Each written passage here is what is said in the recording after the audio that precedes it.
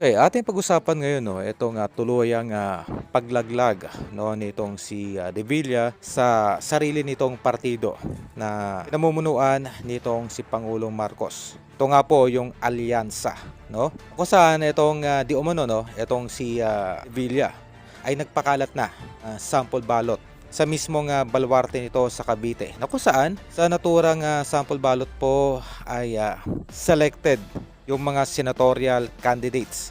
At hindi po lahat ay naka-indicate. Hindi po lahat doon no, sa 12 na kanyang partido ay kanyang isinali.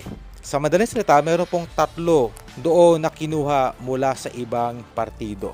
Okay?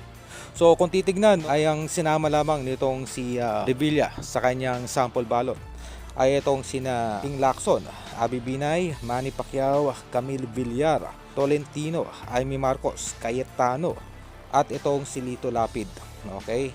At kasama itong si Revilla.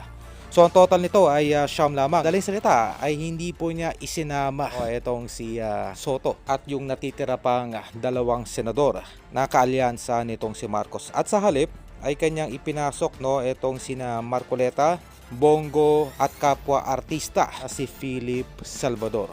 Ito ay isang halimbawa lamang no na kung saan ay hindi po buo or solido ang nasabing partido pinamumunuan nitong si Pangulong Bongbong Marcos. So mga